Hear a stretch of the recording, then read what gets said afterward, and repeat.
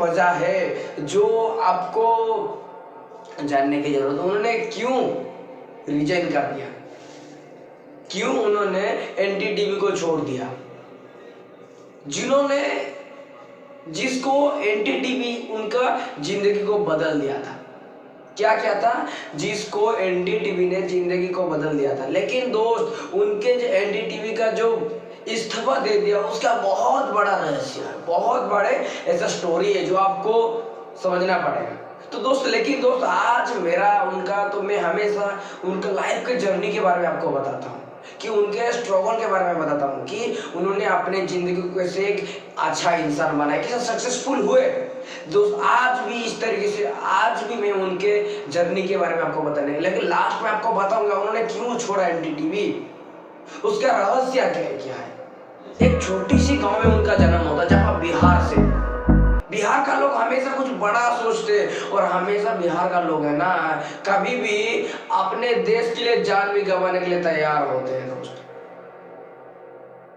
तो रवीश कुमार एक छोटी सी गांव से उनका स्टार्ट होता है दोस्त। रवीश कुमार ये कभी भी नहीं सोचे थे कि मैं एक दिन दुनिया का सबसे बड़ा पत्रकार बनूंगा। दोस्त, आपको लाइफ में हमेशा स्ट्रगल, संघर्ष। रवीश कुमार कहता है कि हम अगर गांव में रहेंगे तो गांव में हमारा कुछ भी हमारा अलग नहीं हो सकता। इसके लिए आपको क्या करना पड़ेगा? इसके लिए हमारा घर, हमारे फैमिली, सब कुछ छोड़ के अपने जिंदगी को कुछ बनाने के लिए बाहर जाना पड़ेगा।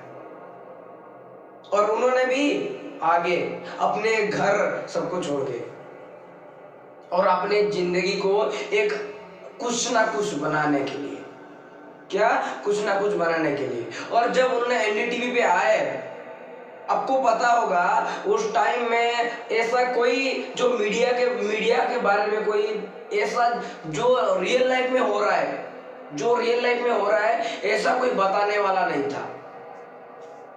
लेकिन लोग जासूसी करते, जो बड़े बड़े टॉप पे लोग रहते हैं ना, उन लोग की जासूसी करते। लेकिन रवीश कुमार जब आए, दुनिया का सबसे बड़ा एनडीटीवी चैनल बना लिया। दोस्त, उनका जर्नी के बारे में हम जब पढ़ेंगे, जब आप जानेंगे, तो दोस्त आपको बहुत कुछ उनके लाइफ में स्ट्रगल, आपसे मेरा कहना है कि दोस्त, उन्होंने जब एनडीटीवी में उनका कैमरे के सामने कैसे बोलते हैं, ये उनको पता नहीं था। कैसे बात करते हैं, एक स्टोरी कैसे बोला जाता है, कुछ भी नॉलेज नहीं था। लेकिन दोस्त, फिर भी उनके अंदर एक हौसला था। कहते हैं ना, जिस दिन अगर अपने अंदर का हौसला अगर है तो इंसान कुछ भी करने के लिए तैयार होते हैं, कुछ भी। बहुत छोटे थे उस टाइम में, उनके घर में कोई टीवी नहीं था, घर में। लेकिन उनके पड़ोसी के घर में जाके टीवी देखते थे।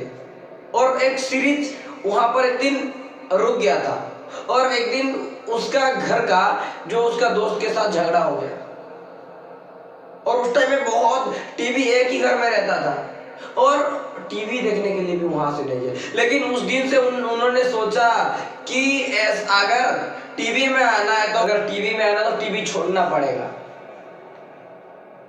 टीवी में अगर आना है तो टीवी को छोड़ना पड़ेगा। और उन्होंने अपने जिंदगी में इतना संघर्ष, खाने के लिए भी बहुत सारे जुगाड़ करने के लिए पड़ता था। उस टाइम में पैसा भी नहीं था, अपने जिंदगी को एक बनाने के लिए आए थे। और मेरा मानना है कि दोस्त, हम जितने भी बहुत सारे लोग अपने जिंदगी को अच्छा बनाने के लिए हम जब शहर आते हैं, सिटी में आते हैं, हमको बहुत कुछ, जो इंसान अगर अपने मंजिल तक पहुंचने के लिए चाहता है, कितना भी बड़ा मुसीबत क्यों ना आए, वो सामना करके आगे बढ़ता है। और जिसको नहीं करना है, अगर छोटी सी छोटी मुश्किल आते हैं तो भी रुक जाता है। अगर आपके इरादा पक्के हैं तो आप पहाड़ को भी चढ़ के ऊपर जा सकते हैं। उन्होंने कहते हैं कि लाइफ में जितने संघर्ष होता है ना, एक पहाड़ की सीढ़ी का चढ़ना जैसा होता है। बहुत सारे स्ट्रगल, फिर भी उन्होंने अपने लाइफ में हार नहीं माना।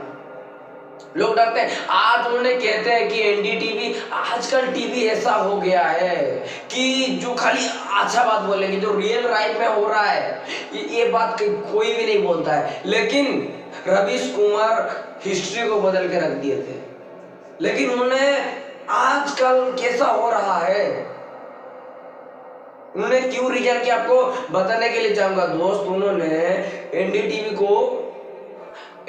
को ऑलरेडी गौतम अडानी खरीद चुके हैं, आप लोग को पता है। लेकिन दोस्त वहां पर इस पॉलिटिकल बात हो रहा है कि अगर जो रियल लाइफ में हो रहा है उस चीज को लोग दिखाई नहीं रहे, जो लोगों जनता के सामने जो आना चाहिए उस चीज को लोग दबा दे रहे हैं। इसकी वजह से उन्होंने छोड़ दिया। जो सच्ची बात है, जो सच्चाई है, वो सच्चाई कभी भी नहीं छुप जाती। सच्चाई को आज नहीं तो कल सामने आती है और उसके वजह से उन्होंने एनडीटीवी को छोड़ दिया। लोग मारने की धमकियां देते हैं, अब सोचो लोग मार, फिर भी उन्होंने कहते हैं ना, मेरा जान जब तक है तब तक मैं सच्चाई के लिए लड़ूंगा। लोग पैसा के लिए, अब सोचो पैसा के लिए कुछ भी करने के लिए तैयार रहते हैं, लेकिन उन्हें सच्चाई के लिए कुछ भी करने के लिए तैयार है। आप सोचो दोस्त, एक बात हमेशा ध्यान रखना दोस्त, आप अगर सच्चाई के लिए लड़ रहे हो ना तो आज नहीं तो कल आपको सफलता मिलने वाला है। बहुत सारे वजह है जो उन्होंने एनडीटीवी को छोड़ दिया। बहुत सारे कंट्रोवर्सी हो रहा है उसके वजह से कि एनडीटीवी क्यों छोड़ रहे हैं। बहुत सारे उन्होंने कहते हैं कि एनडीटीवी को छोड़ना ये बात नहीं है, लेकिन उन्होंने चाहते हैं कि सच्चाई, जो सच्चाई है वो जनता के सामने आना चाहिए, लोग को हम बताना चाहिए। उन्होंने जब आए थे किसके कारण आए थे, उन्होंने जनता के लिए आए थे, अपने देश के लिए, हिंदुस्तान के लिए आए थे। और उन्होंने ये चाहते हैं कि मैं ये देश के लिए लड़ूंगा। बहुत हजारों न्यूज है, हजारों लाखों न्यूज चैनल है जो सच्चाई नहीं बताते, कभी भी सच्चाई नहीं बताते, लेकिन उन्होंने ये कहते हैं कि मैं सच्चाई के लिए मैं पैदा हुआ। उस टाइम में बहुत संघर्ष के टाइम में भी अपने सच्चाई के लिए लड़ते थे, और आज इतने बड़े सक्सेसफुल हैं फिर भी उन्होंने सच्चाई के लिए लड़ा।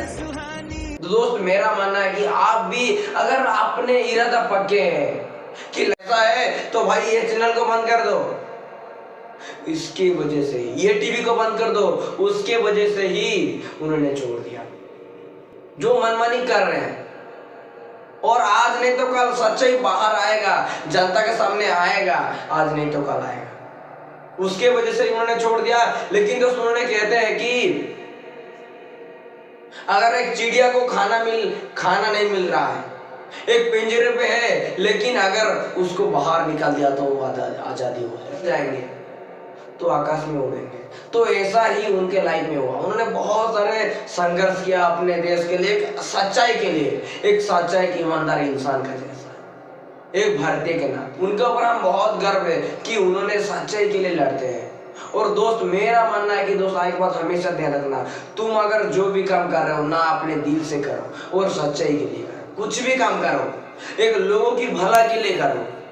वीडियो तो लाइक कर देना और चैनल में नहीं हो तो सब्सक्राइब कर लेना यार। जहां भी रहो अपनी लाइफ में आगे चलते रहो।